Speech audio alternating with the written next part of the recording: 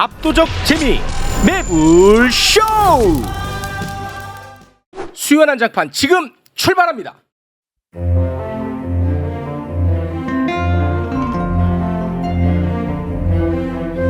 수요 난장판.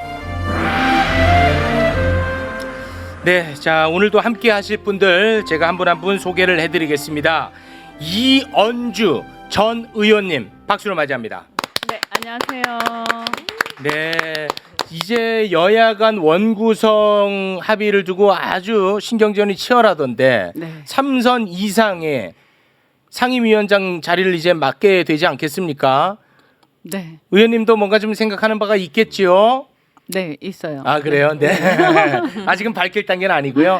네, 뭐 이제 일단 제가 생각하는 건 있지만, 네. 네, 또 당에서 네. 맡아달라고 하면 아. 또 열심히 해야죠. 네, 댓글에서는 뭐 이현주 법사위원장 뭐 이런 글들이 좀 올라오곤 하더라고요. 아마 그것도 네. 옵션에 있습니다. 뭐 댓글에서 네. 네, 알겠습니다.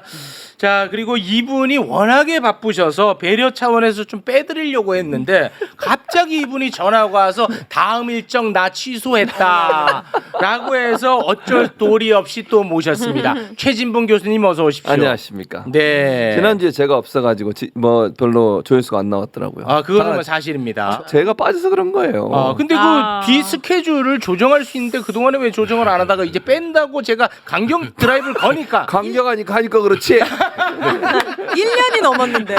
아, 강경하면 이제 입장 변경이 있군요. 요일을 바꿨습니다. 아, 고맙습니다. 목에 칼이 들어와도 요일을 바꿀 수 없다 그랬거든. 네, 강경한 게 통하네. 통하네. 네. 강한데 약해지고 이런 누구랑 비슷하잖아요. 그러니까. 알겠습니다. 자, 그리고 변희재 대표님 어서 네, 오십시오. 안녕하십니까. 네. 아, 변희재 대표님의 주가가 계속 치고 올라가다가 그 장시호 녹취를 언론에서 잘 받지는 않다 보니까 주가가 점점 떨어지고 있습니다. 오늘 보수에서 받았습니다. 아, 받았습니까? 네. 보수. 보수 옛 동지들이 받아가지고. 아, 그렇습니까? 네, 근데 또 역시 언론은 한 줄도 안 썼어요. 네. 아무튼 그 옛 동료 보수들의 움직임은 심상치 않죠. 네, 보수는 세게 움직이고 있는데 네. 역시 언론은 지금 꽉 얼어붙어가지고. 하여튼 네. 이재용 프로포폴 나온 다음부터 바짝 얼어붙었어요. 그 얘기를 왜 또 꺼내요? 우리 오늘 또 다뤄야 되는데. 알겠습니다. 잠시 후에 그 얘기 또 다뤄보기로 하겠습니다. 자, 그리고 오윤혜 신엄마부대 대표님 어서 오십시오. 네, 두 아이의 엄마 오윤혜입니다. 반갑습니다. 네, 반갑습니다. 오윤혜님 좀 이발을 해야 되지 않을까요? 왜? 너무 길어 머리가. 아니 이발이 뭐예요? 아니, 머리가 너무 길어. 최욱 씨, 이거 자른 거예요, 최근에. 아, 그렇습니까? 네. 네. 제가 제 욕구 불만을 요즘 머리로 다 풀고 있거든요. 아, 욕구 불만이 좀 있나요? 심각하거든요. 아, 그래요? 네. 개인사니까 너무 들어오지 마시고. 아, 예, 네, 알겠습니다. 전 제 머리 길이가 마음에 듭니다. 네, 고맙습니다. 자, 오늘 또 언론학자님 나와 계시니까 이 얘기를 하지 않을 수가 없는 게 대한민국이 진짜 북한화되어 간다는 느낌을 지울 수가 없습니다. YTN이 김백 사장 체제로 바뀐 다음에 와, 진짜 좀 놀라운 일들이 벌어지고 있어요. 지금 어느 정도냐면 네. 김건희 여사와 관련된 보도는요, 삭제. 김건희 여사와 관련된 영상은 삭제.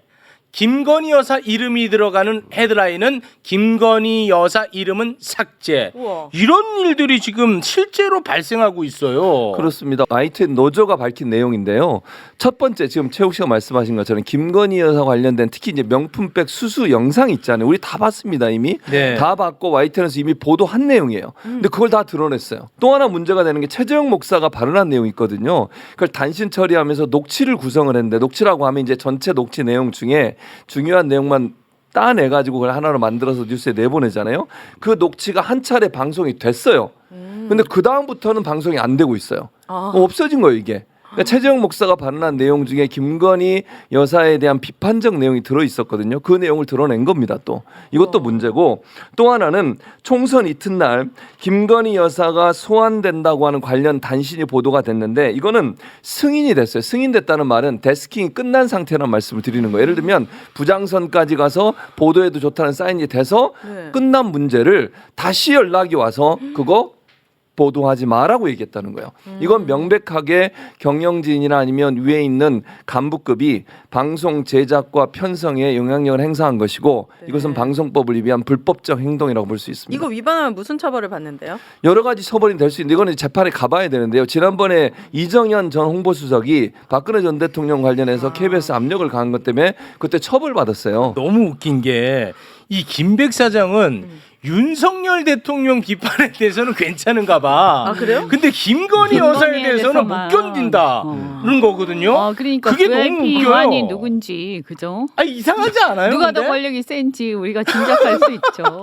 아니 실제로 보면 와 이게 진짜 이상해. 아니 이상하게 있잖아요. 저도 이렇게 패널 해보고 했지만 이상하게 김건희 여사하고 조금이라도 이 연결고리가 있으면 와. 어떤 식으로든 문제 제기가 막 되더라고요. 그런데 진짜 저는 어. 이제 언론 학자시니까 이 언론 개혁이 너무 중요하다고 느끼는 게 이 김백 씨도 과거에 YTN에서 굉장히 문제 많았던 공부했었죠. 사람이고 상무로 유일임 공부했었어요. 씨도 마찬가지고 네, 맞아요. 이런 빌런들이 계속 진화돼서 중심으로 오잖아요. 이렇게 언론에 대해서 굉장히 안 좋은 영향을 끼쳤던 사람들은 다시는 언론 쪽에 발을 못 디디게 해도 시원찮을 판에 이렇게 한 자리씩 차지하고 있다라는 게 말이 됩니까? 네.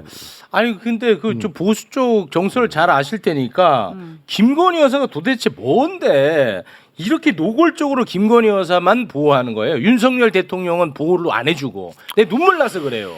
일단은 그 진중권의 그 행보를 보면은 네. 진중권 가끔 가다가 윤석열 비판 제대로 할 때가 많이 있어요. 있는데 네. 절대 안 건드리는 게 김건희예요.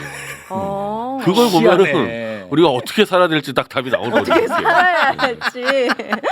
김건희 여사 문제는 실제적으로 권력에서 누구를 더 중요하게 생각하냐를 보여주는 하나의 단적인 증거라고 생각해요. 네. 그러지 아니, 않고서는 이렇게 얘기할 수가 근데 없어요. 저는 더 그게 자괴감 들어요. 네. 그렇지. 아니, 권력 비판에 대해서 불편해하는 정부는 항상 있어 왔죠. 아니 근데 그 김건희 여사가 도대체 뭔데 아예 그냥 그 단어조차도 헤드라인에서 삭제를 해버리냐고. 그 YTN은 24시간 보도 전문 채널이잖아요. 앞으로도 그렇죠. 김건희 여사의 혐의가 얼마나 많이 있고 그러니까 우리가 계속 나올 거 아니에요. 계속 나올 텐데 그럴 때마다 다 뺄 거예요? 그러니까. 그러니까 이거는 말이 안 되는 내용이죠. 그러니까 네. YTN 같은 경우에 지금 민영화되고 나서 이런 일이 발생하고 있는 거잖아요. 네네. 그러니까 민영화돼서 유진이라는 그룹이 인수를 했는데 그리고 나서부터 김백이라는 친정부적인 성향의 사람을 사장으로 앉히고 그리고 나서 마음대로 하는 거예요 지금. 이거는 아까도 말씀드렸지만 법적으로도 문제가 되지만요. 언론의 기본적 사명 자체를 하지 못하는 상황까지 갔다고 보여지거든요. 네. YTN이 과연 보도 전문 채널로서 존재 가치가 있느냐 하는 부분에 대한 심각한 고민이 필요한 상황이에요. 네. 김건희 여사 이야기가 나왔으니까 우리는 조금 더 자세하게 다루도록 하겠습니다. 김건희 여사 디올백 수수와 관련해서 네. 대가성이 입증되면 이게 뇌물이기 때문에 상황이 굉장히 심각해집니다. 그런데 이번에 대가성이 있었을 가능성이 제기가 됐어요. 디올백을 준 사람이 최재형 목사예요. 근데 이분이 이제 얼마 전에 검찰 소환 조사를 받았는데 검찰에 가서 뭐라고 이야기를 했냐면 김건희 여사에게 부탁해서 150명만 참석하는 대통령 취임 만찬에 초청받았다라는 이야기를 했고요. 그리고 서울에서 우리 백은종 대표는 최재형 목사가 선물을 주는 과정에서 제3자의 인사도 청탁했다. 그리고 김건희 여사를 최재형 목사가 만날 당시에 김건희 여사가 통화를 했는데 거기에서 금융위원 청탁 의혹이 있는 것 같다라는 얘기를 했었거든요. 그래서 이것과 관련해 대검에 고발하는 일까지 이번에 발생을 했습니다. 이거 조금 심각해지는 거 아닌가요? 사실은 좀 다 나왔던 얘기인데 네. 최재형 목사가 이제 검찰 수사 앞두고 언론에서 아예 이분이 하지도 않은 말을 하면서 청탁이 없었다라는 그 오보를 엄청나게 냈었어요. 그러니까 최재형 목사가 나 그런 말 한 적 없다.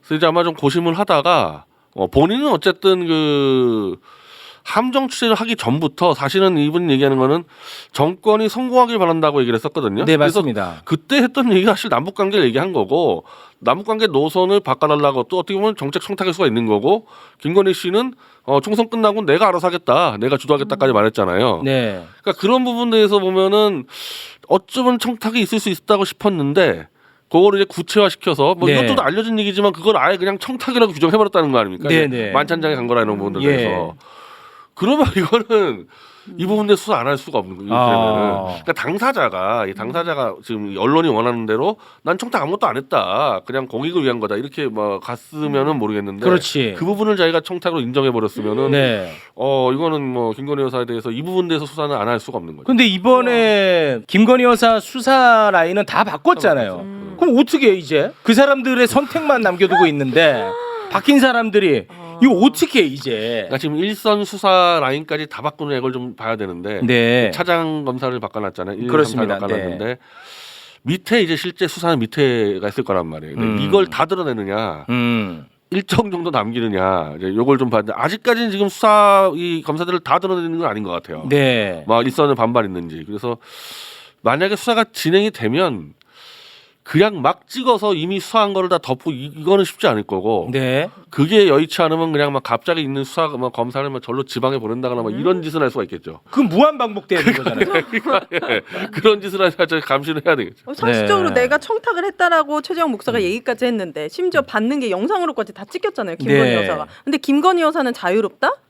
이건 아예 비상식적인 거 아니에요? 매우 실제 비상식이죠. 만찬장에 들어갔으니까. 예, 실제로 네, 만찬장에 들어가는 150명 사진이 간다는 있거든요. 게 대통령 취임식에 초청만 받아도 엄청 나가지고 그 보수 유튜버들 막 성은이 감격합니다 나왔었는데 만찬장까지 들어갔다는 건 장난 아닌 거죠. 그렇죠. VIP들만 가는 거거든요. 일반적으로 그냥 이게 청탁금지법의 문제라면 제한될 수 있지만 그리고 또 그러면서 계속 김건희 여사는 아무 문제 없다고 계속 넘어가려고 그런 거잖아요.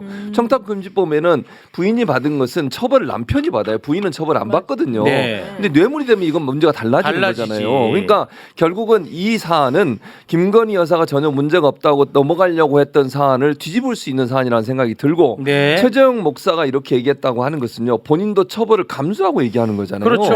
뇌물을 주는 사람도 처벌받아요. 매우 그렇죠. 받는 네. 사람도 처벌받는 게 아니고 네. 그러면 거짓일 가능성이 낮다고 봐야 돼요. 네. 본인이 그러면 자기 손해잖아. 그렇죠. 자기가 손해보고 처벌받을 걸 알면서도 이런 얘기를 꾸면서 했다? 이렇게 보기엔 상당히 어렵다는 거죠. 네. 제3자 인사청탁은 이건 제가 볼 땐 처음 나온 얘기 같아요. 네. 최근에 나온 얘기인데 그게 만약에 대북관계 문제였으면요. 이건 앞뒤 딱 맞아 떨어지는 거거든요. 처음 만나러 간 목적이 대북관계 바꾸려고 만나러 갔다는 거 아닙니까? 네. 근데 인사청탁이 대북관계 인사였다면은 그거는 이제 딱 떨어지는 거죠. 와, 그럼 이거 굉장히 심각해질 수 있는 겁니다. 아니 그런데 지금 김건희 여사는 공개 행보를 지금 하고 있거든요. 아니 그런데 뭐 사과도 안 하고 왜 숨었는지 왜 다시 나타나는지 설명도 없고 그리고 진짜 화가 나는 게 제2부속실 만들겠다고 약속했거든. 그것도 설치를 또 안 하고 있고 엉망도 이런 엉망이 없습니다. 그럼 형식상으로라도 자기 사람으로라도 만들면 되는데 왜 안 만드는 거예요? 그것조차도 싫은 아니 거예요? 그거는 일찌감치 그 천공의 그 얘기가 있잖아요. 뭐요? 제2부속실을 반대하는 이유가 폭넓게 활동하는데 장애가 된다. 네, 천공이 그렇게 얘기를 해서 지금 실제로 제2부속실 없다 보니까 윤석열 대통령이 누리는 모든 비서 시스템을 공유하고 있잖아요.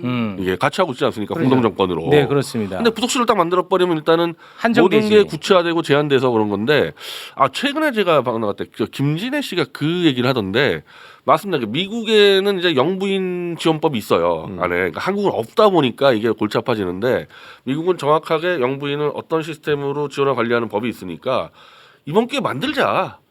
지금 안 그래도 뭐 저기 저 김정숙 씨 뭐 지금 인도 네. 타지 말도 이게 나오는데 그렇습니다. 이미 이슈가 됐으니까 미국에 있는 법을 그대로 갖고 와서 번역해가지고 네. 영부인을 지원 관리하는 법을 만들어 버리자. 이건 거부권 못하지 않겠냐 이거는. 알겠습니다. 이 김건희 여사와 관련해 가지고는 진짜 좀 해도 너무하네. 솔직히 언제까지예요? 자존심이 상해. 대한민국 국민으로서. 근데 또 있을만 하면 다시 또 나타나고. 그러니까 그죠? 설명도 없어요. 설명이. 또 슬 나타나가지고 또 어디 또 쓱 한 바퀴 돌고 또 좀 분위기 안 좋아지면 또 싹 사라졌다가 있을만 하면 또 나타나고. 진짜. 정말 스트레스. 진짜 정권 스트레스야. 끝나면 반드시 진짜 처벌해야 돼요. 뭐 진짜 하는 스트레스입니다. 네. 자, 이번에는 윤석열 대통령 이야기를 좀 해볼까 하는데 그 보수 언론 동아일보 알죠? 동아일보? 동아일보 알죠? 네, 동아일보에서 윤석열 대통령을 샤워실의 바보라고 샤워실에 바보라고 보솔한 지칭을 게 했어요. 네, 샤워실에 바보가 뭐냐면 네. 완전 바보가 있는데 이 바보가 샤워를 온수 들었어요. 수도꼭지를 왼쪽으로 이빨 들어. 그래, 뜨거워. 아우 뜨거워. 해갖고 또 찬물로 이빨 들어. 아우 차가워. 다시 뜨거운 물로 이빨 뜨거워. 이게 이제 샤워실의 샤워실의 바보인데 표현이 너무 좋다. 동아일보가 왜 이런 표현을 정확하네. 썼냐? 야 진짜. 와 상황과 딱 맞아떨어지는 그러네. 비유가 아닌가 하는 생각이 좀 듭니다. R&D 예산 관련인데 윤석열 대통령이 R&D 예산 이건 너네들끼리 과학계들 나눠 먹기, 갈라 먹기 해서 막 카르텔 예, 얘기했어요. 카르텔 얘기하면서 눈먼 돈. 예, 그러면서 5조 2천억 원 삭감했거든. 네. 자, 그러면 눈먼 돈이면은 대통령이 어떻게 해야 될 것 같아? R&D 예산을 눈을 떠야지. 꼼꼼히 살펴봐야 될 것 눈을 같지. 떠야지. 그렇게 꼼꼼히 살펴보라고 만든 제도가 예비 타당성 조사야. 그러니까 총 사업비가 500억 원 이상 들어가는 사업은 예비 타당성 조사를 하게 되어 있어요. 근데 윤석열 대통령이 여기에 대해서 네. R&D 예산은 예비 타당성 조사 폐지. 눈먼 돈은 그냥 눈을 감아버린다는 거. 카르텔로 눈먼 돈을 막 쓴다. 이래가지고 R&D 예산을 막 삭감을 해서 다 없애버리더니 강화해야 이게 될 거 아니야. 막 이렇게 또 그다음에 R&D 예산을 왜 삭감하냐 이 국가의 미래인데 뭐 어쩌고 막 해가지고 이번 총선에서 민심이 되게 안 좋았잖아요. 네. 그러니까 갑자기 엄청난 어떤 선심을 쓰는 것처럼 하면서 네. 이번에 R&D 예산은 과감하게 폐지해야 된다. 예타 폐지. 예타 폐지. 그 예타를 폐지해야 돼. 예타 이렇게 나오죠. 강화가 아닙니다, 여러분. 네, 예타 폐지. 그러니까 와. 제가 이렇게 보면서 진짜 샤워실에 바보 맞는 것 같은데. 예타가 뭔지 모르는 거 아닐까? 그러지는 마요. 설마요. 그러지는 마요. 설마? 예, 그렇게 가면 안 그건 됩니다. 아니겠죠? 예, 그렇게 네. 가면 안 됩니다. 아니 그런데 진짜 처음부터 의도한 건 아닐 테고. 그 아까 대통령이 예타 폐지하면 그냥 폐지되는 거예요? 그러면 그 이거는 500억을 그냥 막 시행하는 거니까. 그래서 네. 실제로 막 건바이 건도 막 예타 면제 주고 그런 사람들이 많았거든요. 네. 저거는 그냥 폐지시켜 버리면 되는 거죠. 뭐 다른 법안이 아닐 테고. 어머나. 근데 실제로 원래 R&D를 예산을 올리지는 못했고. 왜냐하면 지금도 올해 지금 예산이 워낙 부족해서 허덕이기 때문에 그렇습니다. 네. 내년 예산에서 R&D뿐 아니라 아무것도 못 올릴 겁니다. 그러니까 네. 올리지를 못하는 대신에 예타를 풀어주겠다는 얘기는 네. 뭐 일반적인 상식 볼 때는 왜 예산 줄였냐고 시끄럽게 떠드는 좀 파워 있는 이 카르텔 세력들 그 세력들 챙겨주겠다는 거 아닌가요? 아니 근데 네, 목소리 R&D에 들어요. 국한되는 얘기입니다. 네, 그러니까 R&D 예산도 아. 연구자들 중에서 열심히 시끄러운 연구하는 사람이 사람들. 있는가 하면은 아. 브로커들이 있거든. 아. 근데 시끄럽게 떠드는 건 브로커들이구나. 그쪽 입을 막으려면은 그냥 확확 그냥 줘서 입에다 쳐넣어서 그냥 입을 막아버린단 말이죠. 그래서 R&D 예산을 대폭 이제 늘리겠다고 약속을 했는데 못 올렸잖아요. 못 올리니까. 돈이 없으니까. 그러니까 최소한 이 잡음은 안 나오게끔 하기 시끄럽게 위한 거 떠드는 애들한테 아니겠냐. 딱딱딱딱 줘서 막아버리겠다는 거 아니겠냐. 그리고 또 하나의 그 날림 국정 운영, 이 해외 직구에 대한 전면 금지하겠다고 국무조정실이 이제 발표를 했는데 욕을 바가지로 먹고 이 백지화하지 않았습니까? 그런데 대통령은 쏙 빠집니다 여기에. 정책 TF에 대통령은 참여하지 않아서 대통령은 정책을 보고받지 않았다라고 이야기를 하고 있습니다. 이거야말로 이제 보고 안 받았다는 게 이거야말로 말이 안 되는 거예요. 말이 안 되죠. 이거 불가능한 얘기입니다. 왜냐하면 이게 14개 부처가 참여하는 범정부 TF예요. 근데 이거를 보고를 안 받았다? 말이 안 되죠. 그리고 이게 이 이슈 자체가 되게 큰 이슈거든요. 엄청 컸잖아요. 그래서 이거는 이게 이제 경제 안보 이슈고 틀림없이 제가 볼 때는 이게 지금 G7 차원에서 지금 진행되고 있는 어떤 큰 차원에서 얘기가 들어왔을 거예요. 제가 볼 때는 아마 미국 쪽에서 얘기가 들어와서 이게 진행됐을 거다 아마도. 그렇게 추론하시는군요. 네. 그런데 그러니까 미국 쪽에서 이 요청이 들어온 거는 중국을 견제하라는 의미. 그렇죠. 그러니까 이게 뭐냐면 얼마 전에 우리가 네이버 라인 사태가 있었잖아요. 그것 또 어떻게 보면 일본 측에서 이제 중국하고의 어떤 자국의 개인 정보의 중국 누출 문제를 네. 이제 생각하는 거거든요. 네네. 근데 우리나라는 이제 아직까지 이 경제 안보 문제가 우리나라 내부에서 큰 이슈가 아직 안 돼 있기 때문에 아직은 여론화가 잘 안 돼 있는데 실제로는 이제 선진국 미국이나 유럽 연합이나 일본에서 이게 이미 큰 이슈가 돼 있어요. 근데 이거는 어떻게 보면 사실은 윤석열 대통령이 그렇게 뭐 외교하고 안보 하잖아요. 그러면 자기가 말이죠. 이거를 갖다가 벌써 취임 초기부터 경제 안보 이슈를 갖다가 상당히 자기의 어떤 철학을 가지고 얘기를 설파를 했었어야 돼요. 근데 제가 볼 때는 이 윤석열 대통령이 여기에 대해 식견이 없는 것 같아. 그러니까 그냥 내버려 두고 있다가 이제 아마 미국이나 이런 쪽에서 압력이 들어왔을 것이다. 그러고 이제 실제로도 우리도 이걸 신경 안 쓸 수가 없어요. 네. 중국이 굉장히 지금 이 경기 안 좋잖아요. 네. 그러다 보니까 중국이 지금 어떻게 하고 있냐면 생산 보조금을 줘요. 그래서 이게 생산 보조금을 막 줘가지고 덤핑 판매를 하고 있거든요. 그러다 보니까 그러면 중국이 지금 경기가 안 좋은데 그러면 엄청난 저가로 물건이 막 쏟아지는 물량 거예요. 공세. 근데 이러면 사실은 우리가 물가가 올라가는 중이니까 다른 나라들은 좋다고 막 수입을 할 거 아니에요. 네. 근데 이게 나중에 알고 보니까 이게 다른 나라 유통망을 장악해 버리는 그렇지. 우리 기업도 죽고. 그렇죠. 그러면서 알고 보니까 우리나라도 그렇고 다른 나라 유통망이 장악이 되면서 그 나라 일자리가 없어지는 거예요. 그래서 이게 디플레이션이 수출되면서 장기적으로 큰 문제가 있겠다. 그래야 전략적으로 지금 선진국들이 지금 비상 상황이 돼버린 거예요. 네. 그래서 우리나라에도 아마 그 얘기가 들어왔을 거예요. 그런 압박이 이거 있었을 안 된다 것이다. 이거 이대로 놔두면. 그러니까 이걸 하려면 상당히 치밀하게 준비를 그렇죠. 해서 네. 이번에 일본 하는 것처럼 네. 상당히 치밀하게 준비를 하고 사실은 덤핑 관세 문제부터 시작해가지고 굉장히 많은 검토를 하고 국내의 여론까지 다 성숙시킨 다음에 우리가 합의를 해가지고 국민적으로 딱 시작을 해야 되는데 어느 정도 또 우리나라 상인들도 각오를 좀 해야 돼요.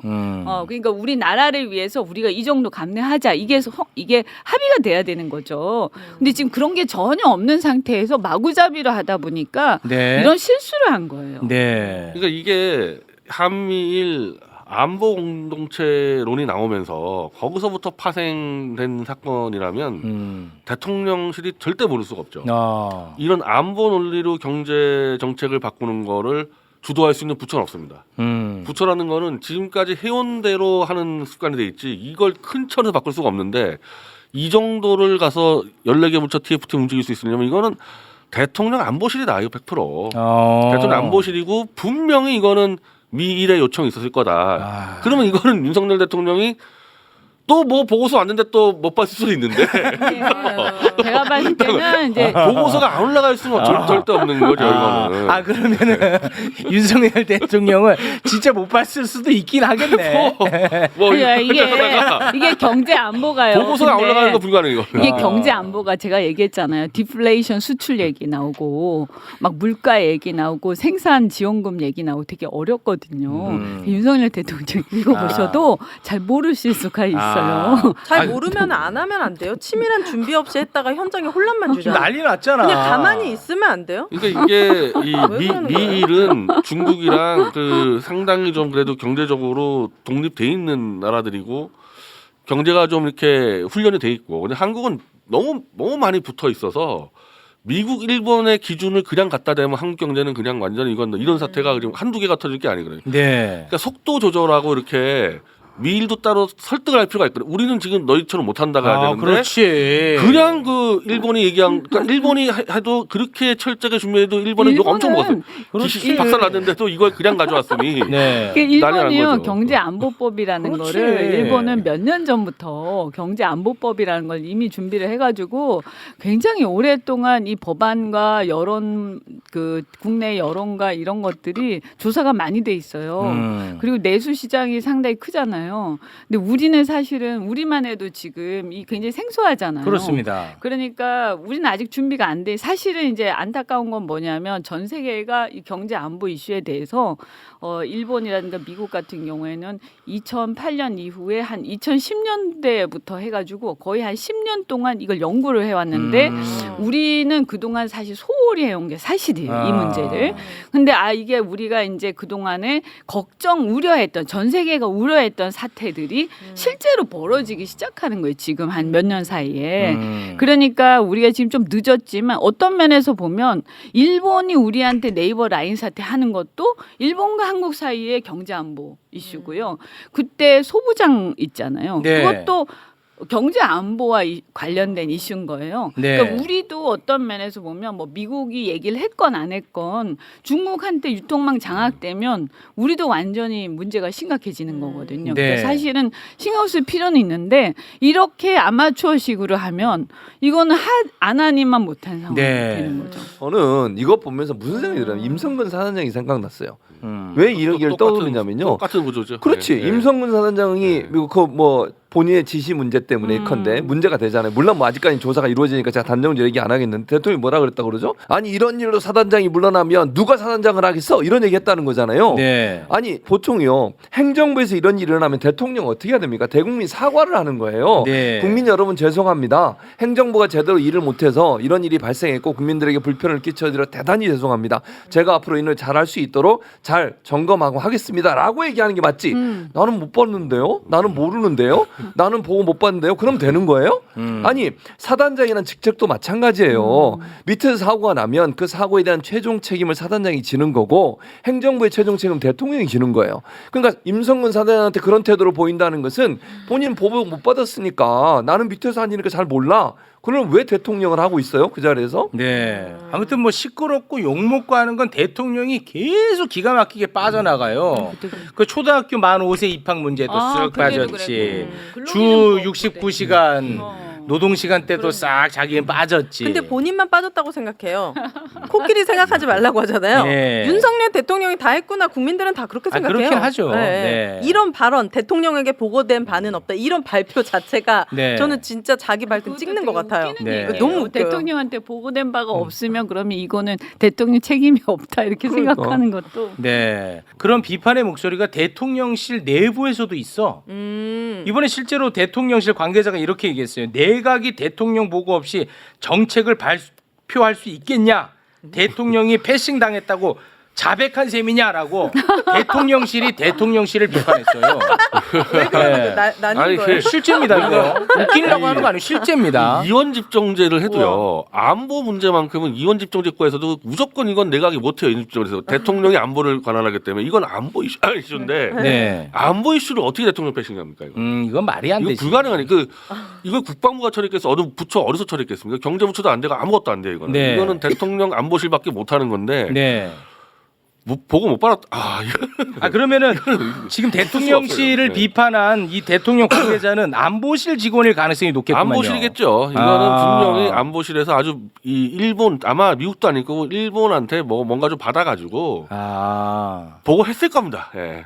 보고했을 거고 별말 없으니까 해 이렇게 이랬을 가능성이. 그러면 우리 대표님이 일본의 압박이 있었을 것이라고 일본이었겠죠. 보는구나. 예.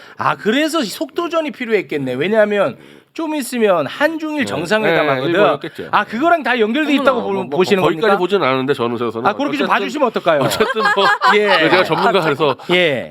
왜냐면 일본하고 지금 밀접한 연관이 있는 거기 때문에 일본 쪽의 요구가 아마 그냥 있지 않았을까? 그냥 검증 없이 들어왔던 것 같아요. 그러니까 지금 우리나라가 정신을 바짝 차려야 되는 화가 게요.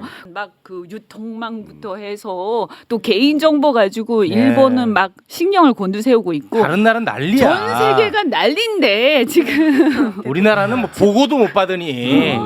당장 아유. 이거를 바로 그냥 받아들였을 때요. 이제 우리가 일본에다가 네이버 라인 사태를 얘기할 게 근거 없어져요. 야, 너 경제안보 해가지고 다 막지 않았냐? 우리도 마찬가지다 해가지고. 저는 다급하게 먼저 일본의 공작을 생각되는 게 이게 발표되면 이제 한중일 정상회 때 뭐 윤석열 대통령 이제 일본에다 뭐 얘기해야 될 거 아닙니까? 라인에 대해서 할 말 없어지죠. 할 말 없어지지. 일본이 원하는 대로 가버렸기 때문에. 그러면 그런 맥락을 대통령이 못 읽을 수도 있겠네. 예, 못 읽었.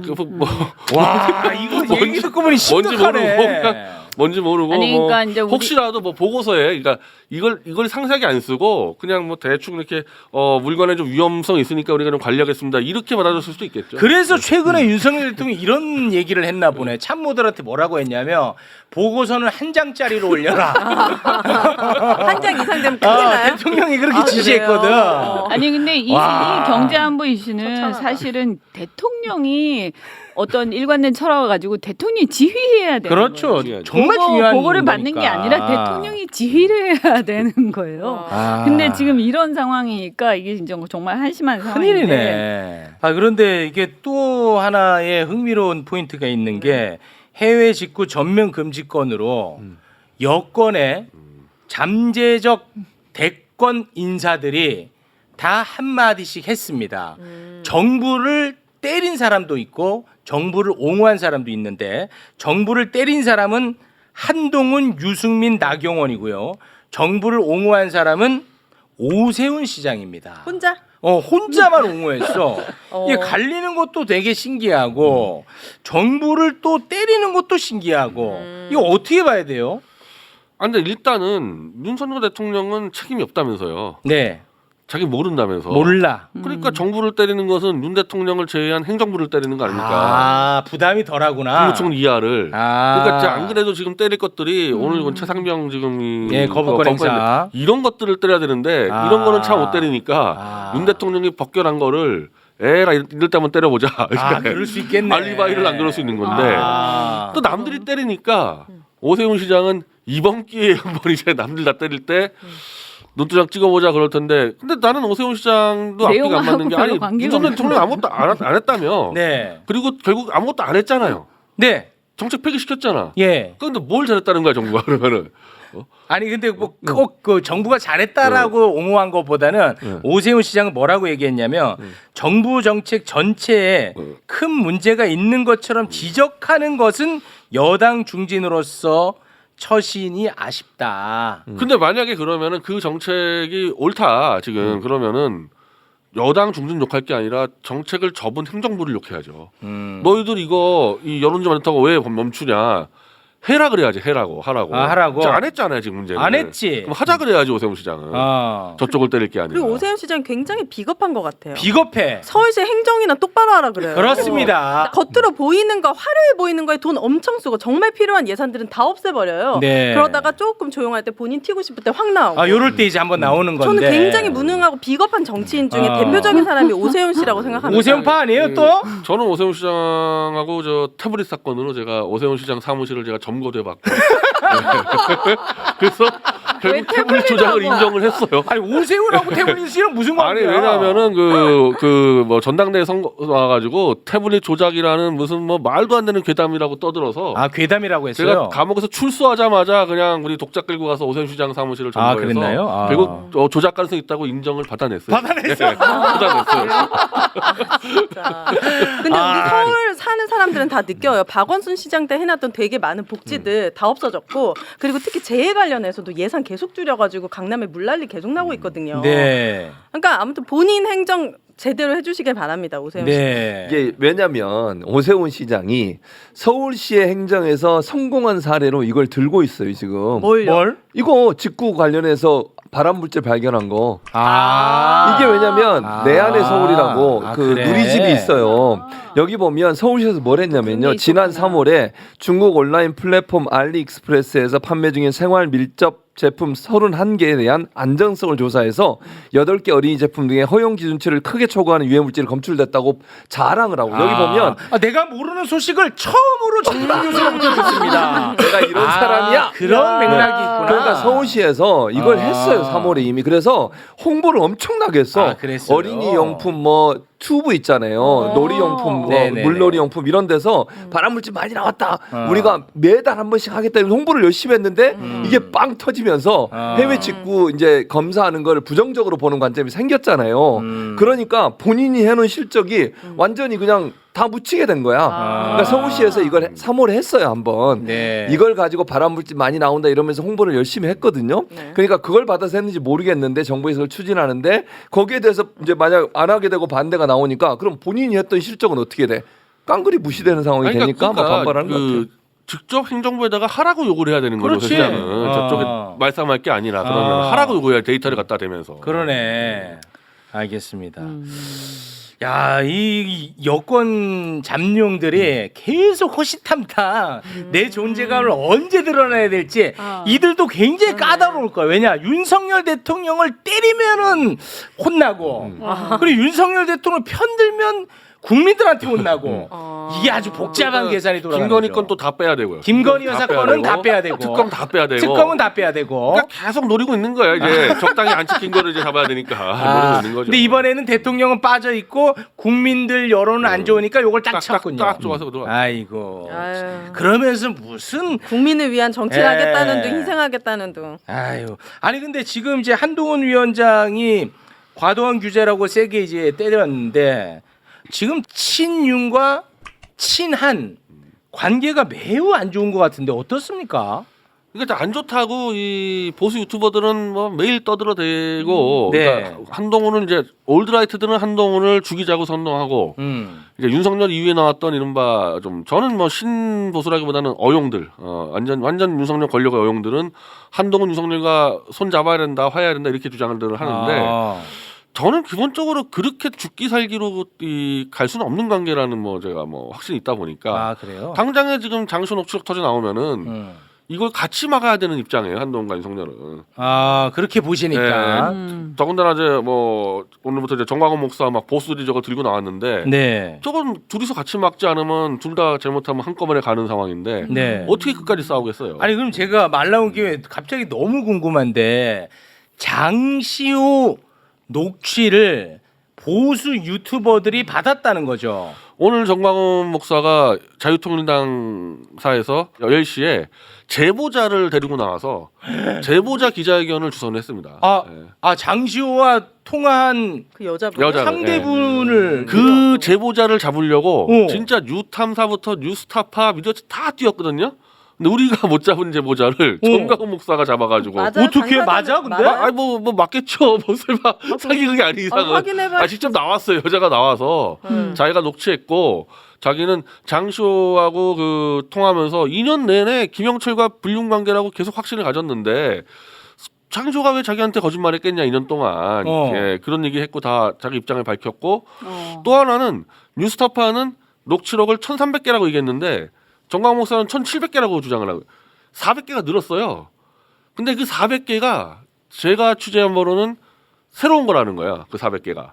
아직까지 이제 우리가 갖고 있지 못한 거를. 그래서 거기에는 사진도 있고 있다 이런 제보들이 있어가지고 네. 이제 더 센 게 터질 수가 있는 거죠. 아니 근데 지금 보니까 왜요? 이 농담이 아닌 게 나왔어요? 보수 유튜버 5개가 합쳤네요. 10시에 기자회견을 하고 오후 4시에 5대 보수 유튜버들이 이 관련돼서 합동 방송을 지금 우리 녹화할 때 하고 있어요. 아니 근데 제가 너무 궁금한 게 장시호 녹취는요. 특검의 수사가 검사들에 의해서 조작됐다는 겁니다. 자 그러면 특검의 수사가 잘못됐다는 거면 네. 한동훈뿐만 아니라 윤석열 대통령도 들어가게 됩니다. 이분들의 메시지 관리를 어떻게 하려고 이렇게 가는 거죠? 오늘 기자회견장에는 네. 박근혜 탄핵은 완전 날조 조작이었다라는 플랜카드가 걸려 있었거든요. 그 사진이. 그러니까 김영철 그하고 그 장시호 둘만의 문제는 아니라고 보는 거예요, 사람들은. 이거는 네. 탄핵 전반을 다 들어엎었겠다는 얘기인데 네. 문제는 거기에 윤석열이나 이름은 안 나와요. 예?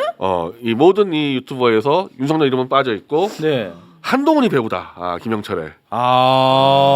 이거는 일관적입니다. 정광훈 목사나 뭐 신혜식 그 대표의 그 신의 한수나 모든 거 한동훈이 주도했다. 이 조작 날조서는 윤석열은 빠져 있는데 뭐 사실 이런 부분들은 뭐 저분들보다 제가 더 많은 취재와 이제 조사를 했지만은 팀장이 윤석열이 특검제 4팀장입니다.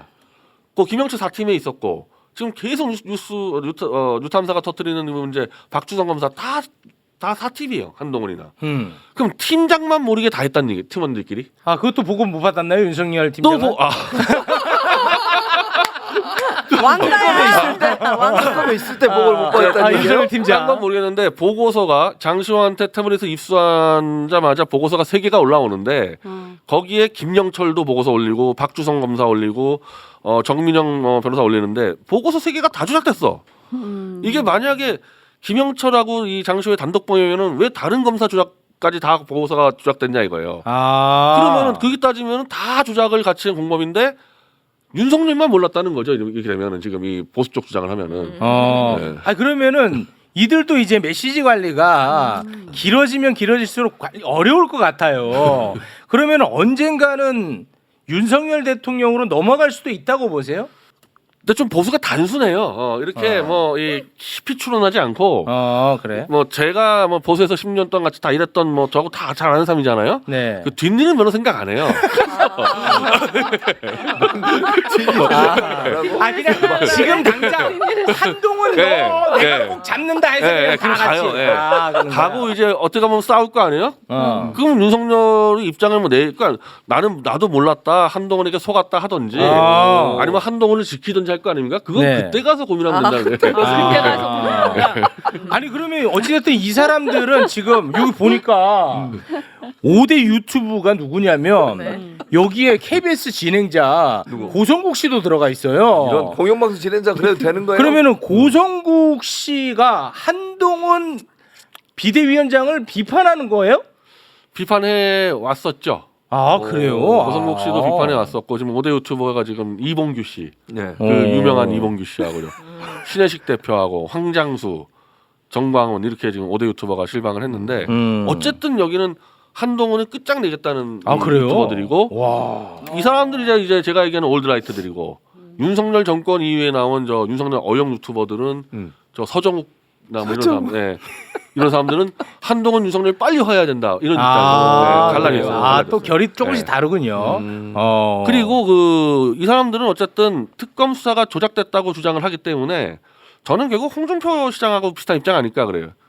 윤석열도 했지만 이미 대통령 됐으니까 우리가 넘어가고 그러니까 성공한 쿠데타는 그냥 넘어가고 성공한 이게 쿠데타다. 보수답게. 아. 근데 밑에 놈은 죽인다 이제 이렇게 가는 게 아닌가. 밑에 그래요? 놈은 예. 밑에 놈이 그러니까 한동훈, 예. 아니 그 윤석열 대통령이 유튜브를 많이 본다라는 이제 소문이 있는데 그럼 윤석열 대통령이 본다는 유튜브는 어느 결의 유튜브예요? 저는 유튜버는 원래 강영석 유튜버라고 제가 알고 있습니다. 강영석 유튜브는 지금도 한동훈 만세죠. 거기는 강영석. 예. 그럼 서정욱 그 그 라인, 그 라인 라인이군요. 있어요. 야 이거 어렵네. 이쪽 세계관은 진짜 어려워요. 놀랍지 않습니까? 와. 오늘 당장 앞에 일만 해결하고 다음번 모르겠다. 이건 놀라운 사실 아닙니까? 와 이거 어렵다. 이거는 해설 수 없으면 못 따라갑니다. 근데 이제 이거는. 이 사람들이 결국에는 박근혜 쪽을 찾아갈 겁니다. 결국에는 그쪽으로 갈 거예요. 그러니까 박근혜가 또 어느 입장을 내냐에 따라 가지고 상당한 이제 이 파급이 달라지겠죠.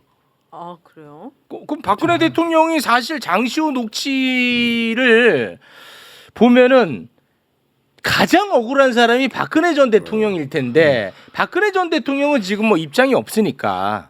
그러니까 그 입장을 이제 내려는 작업들을 분명히 할 거예요. 이 5대 유튜브들이 그러니까 딱 짚었어. 뭐가 위증이냐?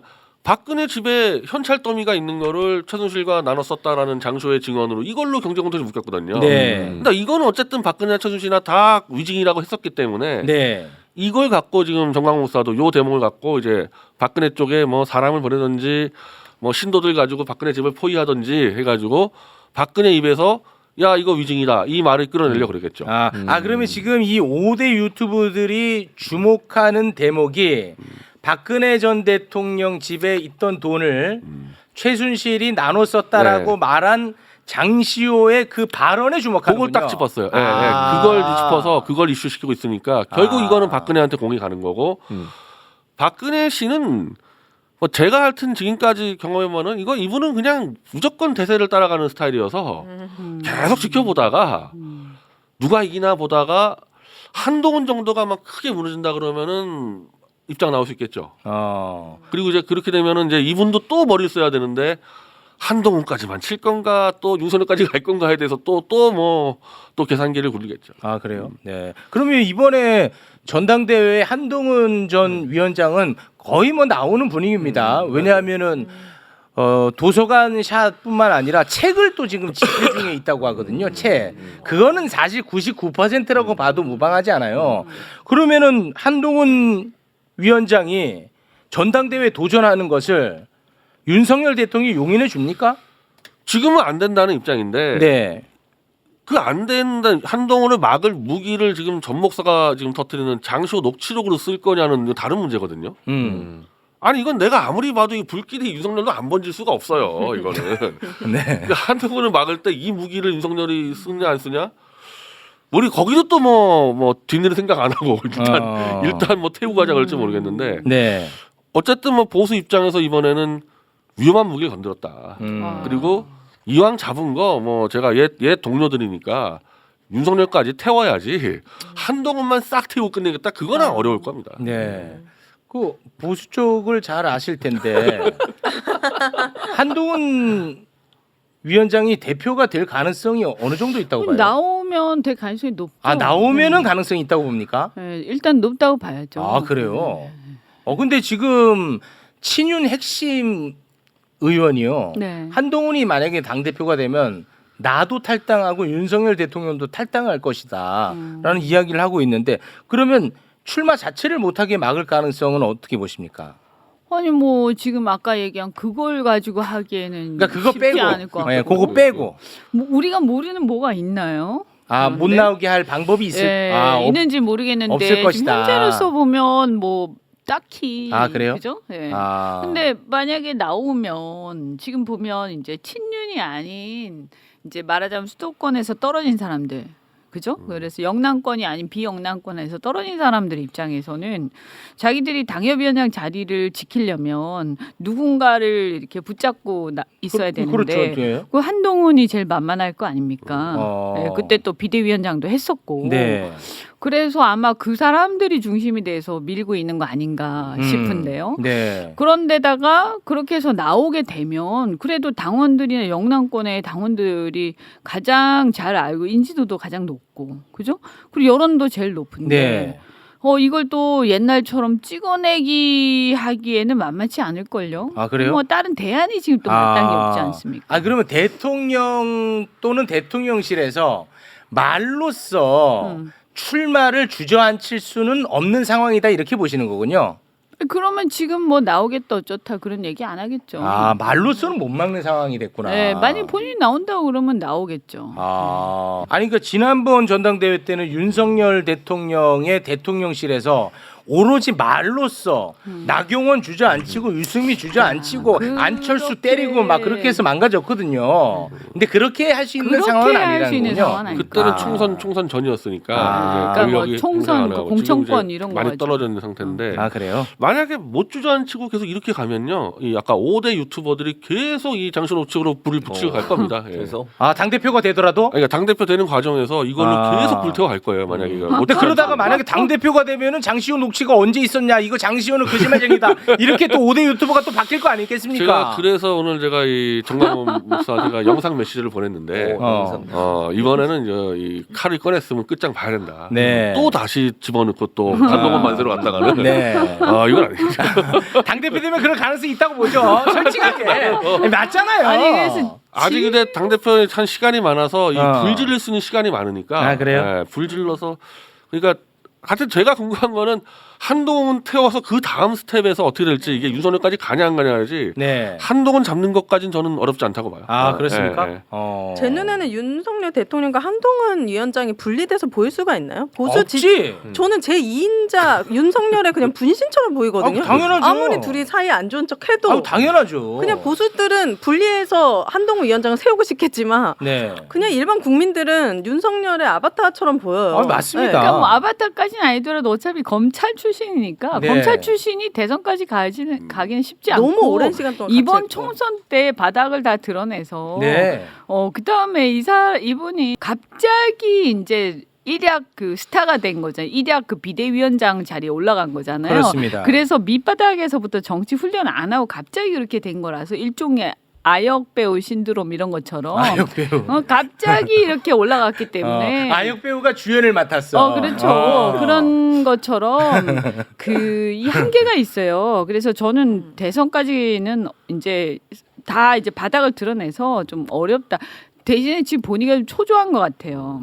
한동훈 위원장이 그냥 보수 쪽에서 너무 윤석열이 개차반이니까 그보단 나아서 좋아했던 거죠. 중도를 포용하거나 이번 선거에서 되게 성과를 이룬 사람이 아니 아니잖아요. 근데 대표는 자기들끼리 뽑는 거니까. 근데 본인은 네. 왜 계속 나오고 싶어하지? 근데 실력이 뭐, 없는 게 드러나는데. 본인 자기 자신 잘 모르니까요. 네, 알겠습니다. 자, 그리고 우려했던 일이 발생을 했습니다. 윤석열 대통령이 눈물을 닦아주겠다고 했는데 최상병 특검 거부권을 행사했습니다. 이거 제가 볼 땐 정치권이 이거 진짜 굉장히 지금 분노하고 있거든요. 예, 야당이 지금 진짜 이번만큼은 세게 한번 부딪힐 것 같은데. 당연히 그렇죠. 좀 어떻습니까 지금 분위기 진짜 안 좋죠. 네. 지금 뭐 오늘 조금 전에 제가 그 규탄대 하고 왔는데 네. 뭐 거의 이제 말하자면 윤석열 대통령 당신이 그럼 범인이라고 자백한 거 아니냐. 그럼 이제는 피의자라고 보고 범인이라고 보고 싸우겠다. 뭐 이런 어떤 논조로 이제 네. 그 야당 대표들이 다 말씀하셨고요. 네. 이거 굉장히 시끄러워질 것 그래서 같은데요. 25일 날 장애 집회. 네. 예. 한다고 네. 많이 또 오시라고. 네. 네. 거기 장애 집회에 이준석 네. 대표 함께 합니까? 오늘은 안 왔어요. 오늘은. 아니 그 장애 집회에는 본인은 참여하지 않는다고 분명히 언론 인터뷰에서 얘기를 했거든요. 그럼 안 오겠죠. 아 그래요? 오늘도 와, 안 왜 안 가? 나는 이준석 대표가 그 모든 건 같이 안 하는데 표결 참여만 같이 한다 그랬는데 지금 이준석 대표 표결 권한이 없잖아요. 지금은 없죠. 이건 없잖아요. 그러니까 네. 표결 참여만 하겠다 그러는데 표결 참여 권한이 없잖아. 없어. 팔일날 지금 21대야. 그러니까 안 되는 거까지만 얘기하더라고. 예. 그 장애 집회를 한 번에 끝내면 안 되고 어. 용산을 거의 포위해서 해야 되는데 네. 저는 그렇게 하려면 지금 당장 이게 우원식 의장 인터뷰에서 개헌특위를 또 제일 먼저 선언해 버렸는데 네. 이거부터 빨리 접어버려야 돼요. 예, 개헌특위를 이게 개헌특위가 구성이 되면은 거기 여야 20명씩 들어가면 거기가 이제 딱 이 완전 협치가 돼 버리는데 그래가지고 무슨 압박이 되겠습니까 윤석열 대통령. 그러니까 이제 개헌 정국으로 가게 되면 반드시 여당과 야당이 함께 힘을 모아야 되는데 그 안에 20-30명씩 들어가가지고 그게 하나의 이제 거의 하나의 정파 세력이 되는 거예요. 네. 그래서 거기서 다 논의할 거 아닙니까 거기서. 그리고 근데 개헌이라는 것은 뭐 100%다 동의가 돼야 되니까. 아니 그럼 개헌 논의하면서 특검 정국으로 갈 수는 없는 거예요? 제 상식으로 안 된다고도 주장하는데 네. 개헌은 완벽한 협치거든요. 이거는 다 맞춰야 되는 거야 모든 네, 논의를. 네, 그렇긴 근데 하죠. 그리고 어쨌든 윤석열을 배제하는 게 아니란 말이에요 개헌은. 네. 그러니까 조국 대표도 윤석열 대통령이 개헌의 역사를 쓰라 그러지 않습니까? 그렇습니다. 그렇게 윤 대통령이 개헌하지 요구하면서 용산 가서 뭘 한다? 앞뒤가 안 맞아요. 그건 좀 부자연스럽다고 일단 이게 보시구나. 조국 대표가 얘기한 임기 단축 개헌은 조금 그래도 저는 그게 만약에 솔깃합니까? 받기만 하면 좀 솔깃해. 솔깃합니다. 받기만 하면 받기만 한다면 솔깃합니다. 그래도 괜찮을 수도 있겠다 이런 생각 들던데. 네. 그러니까 윤석열 이런 대통령. 거죠. 한마디로 하면 지금 변희재 대표 얘기하고 싶은 건 이런 의도라고 저는 생각을 해요. 개헌 논의를 시작하면 이게 장기간 갈 수밖에 없고 그럼 이제 이현주 의원 말씀처럼 임기를 단축시켜서 4년을 하게 만드는 거잖아요. 예컨대. 네. 근데 지금 국민적 정서나 분위기는 당장 퇴진을 해야 된다는 주장을 하는 4년 네. 늦기다. 그렇죠. 그러니까 퇴진 논의가 쑥 들어가 버리게 된다는 거지. 개헌 논의가 시작되는 순간. 네. 왜냐면 기다려 보자.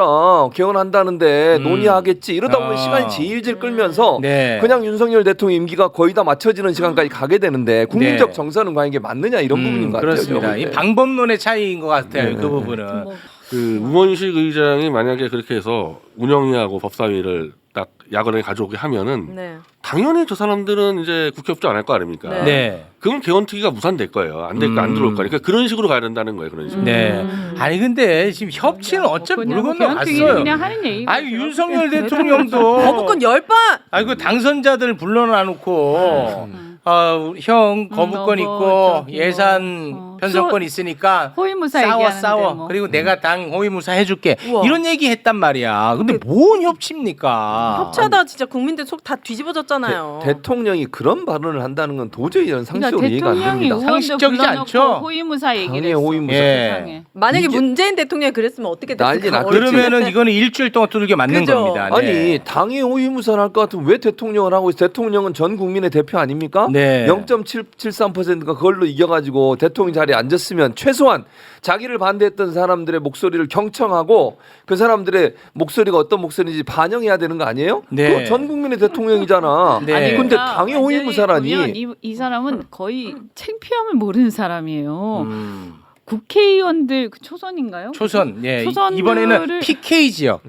초선들을 불러가지고 밥을 먹이면서 자기가 대통령이잖아요. 그래서 이렇게 밥을 다 사주면서 할 얘기 그러면 이제 이게 어차피 언론에 다 나간 얘기인데 네. 그러니까 공개가 안 되더라도 다 나갈 거 아닙니까? 네. 결국에는 그러면 예를 들어서 자기가 이제 어른 입장에서 밥을 사는 거잖아요. 초선들 불러놓고 아니, 본인 돈으로 사는 것도 어? 아니에요. 세금이죠. 아, 네. 세금이지. 네. 그러면 거기서 뭐 정치가 어떻고 나라가 어떻고 이런 얘기 해야 될 거 아니에요. 민주주의가 어떻고. 네.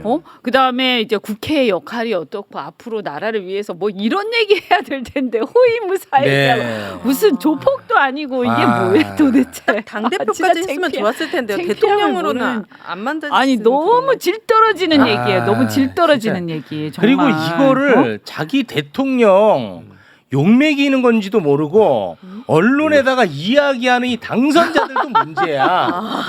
이 당선자들. 초선이니까 또. 이 정도면요. 와. 이거는 대통령이 의도적으로 흘려 이랬을 거예요. 메신저가 있을 거라고 만약에 합니까? 이거를 아. 감추려고 마음먹어 엠버가 할 텐데 지난번에도 공개가 2번 연속됐잖아요. 그렇습니다. 이거는, 자랑스럽게 아. 흘리라고. 그럴 수 있겠네.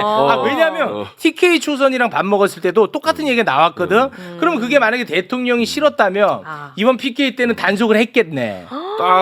내가 당의 호위무사라 그러면 멋있어 보이겠지. 딱 그 수준에서 하기 때문에 아. 흘리라 그랬을 겁니다. 그러니까 완전히 그래요? 무슨 정말 질 떨어지지 않아요. 이런 사람이 어떻게 대통령이에요. 정말. 그러니까 2년 동안 이렇게 엉망진창으로 하고 있는 근데 거죠. 또 한편으로는 그러니까 이런 생각도 들어. 아까 와. 한동훈 얘기도 했잖아요. 우리가 내가 당에 같이 할 거야.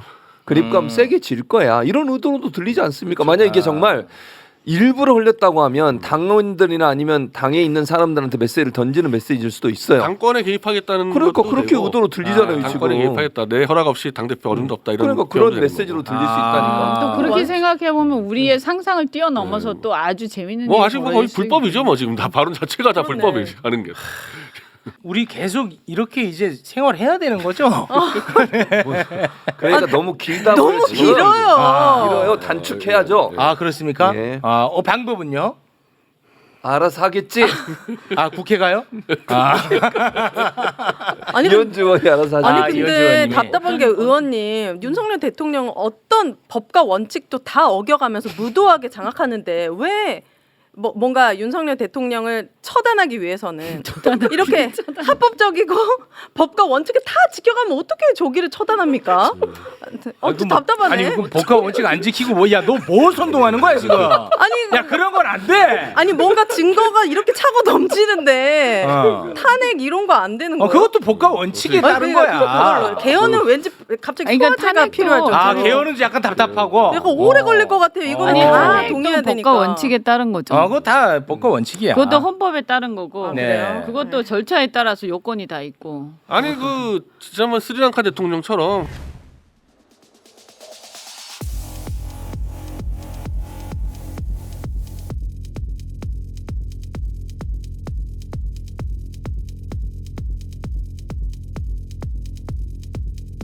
(100만) (200만) 군중 가서 내려와 그래서 집에 보내는 것도 법과 원칙 따르는 아니 거예요. 그러니까 예. 예를 들어서요.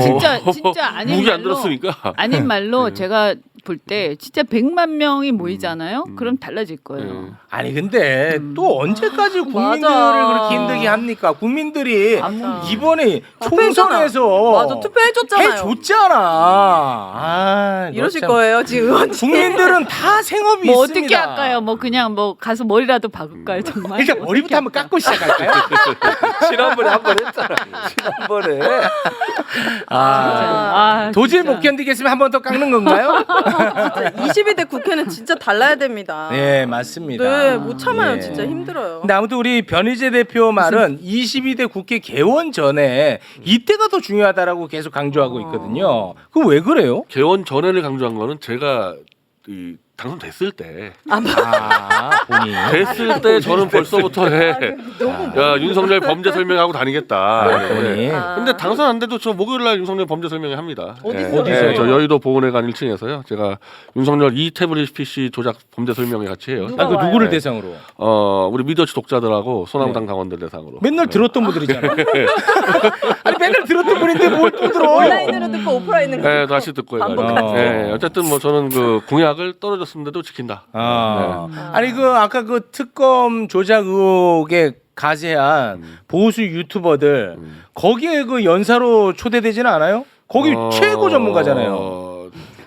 그 아직까지는 조율 중인데. 아주일 중이에요? 조율 중인데 저는 이제 윤석열을 당장 끌어내자는 입장이고 이 보수는 아직도 윤석열을 지키자는 입장이니까 그렇죠. 여기서 큰 차이가 있어서 아. 예, 실무적으로 협조가 되는데 네. 뭐 제가 뭐 정강훈 집회 가서 윤석열 끌어내자 뭐 그런 날이 올 거라고 저는 믿고 있어요. 그들은 변희재 대표를 우호적으로 보지는 않잖아요. 그죠? 변절자를 보죠. 아, 그렇죠. 제가 볼 때 그쪽이 변절자인데 그쪽은 저는 변절자를 보죠. 복잡한 지난번에 한번 지하철에서 대판 싸운 적 있어요. 지하철에서요? 누구랑? 정광훈의 조직이랑 가가지고 서로 변절자라고 막 싸운 적 있어요. 지하철에서. 아니 그 뭐 제가 누구 편을 드는 건 아니고 사실 변절자는 그쪽이 맞긴 하지. 왜냐하면 양쪽 다 윤석열 검사를 욕했던 사람들이고 변희재 대표는 지금도 윤석열 대통령 욕하는 거고 그분들은 대한민국 대통령으로 계속 가야 된다고 만세하고 생각하는 있는 거니까 예. 그렇지. 그건 뭐 편드는 건 아니고 논리적으로는 그게 맞잖아요. 그렇지. 예. 알겠습니다. 자, 아무튼 뭐 씁쓸하게 오늘은 여기에서 마무리를 좀 지어야 될 것 같습니다. 무슨 일이 생기겠죠. 무슨 일이. 아, 저 눈이 좀 감도는 분위기는 있습니다. 최상병 특검 거부권을 행사하고 나서는 네. 4.19하고 87년도요. 사실은 한두 달 만에 터져버린 거예요. 아. 네, 실제로 계속 지내다가 확 터진 거 한두 달 만에 터져버린 거. 네. 그러니까 이게 막 물 밑에서 뭔가 불 끓고 있는 거죠. 네. 맞습니다. 알겠습니다. 어찌됐든 무너질 때는 태블릿으로 무너지기를 바랍니다. 그걸로 무너지게 돼. 그것도 영향을 미칠 딴 거예요. 거는 나중에. 힘들어요. 태블릿으로 무너지게. 왜냐하면 보수가 움직여야 되기 때문에 아. 보수를 무너뜨려야 그건 있어, 되거든요. 진짜. 태블릿이 제일 내부에서. 빠르게 진행될 겁니다. 예를 들어서 뭐 최상병 특검이라든지 이런 거는 보수가 함께 해줄 이슈가 아니기 때문에 태블릿은 일단 벌써 들어갔잖아요 보수 쪽에. 아. 여기서 무너뜨리면 되기 때문에 네. 태블릿으로 무너질 겁니다. 알겠습니다. 자, 오늘도 태블릿 얘기는 한번 해봤습니다. 작년부터 무너진다고 했는데 작년이 너무 어려워요. 제발 작년부터. 알겠습니다. 오늘은 여기서 마무리 짓겠습니다. 함께해 주신 네 분 대단히 고맙습니다. 감사합니다. 감사합니다.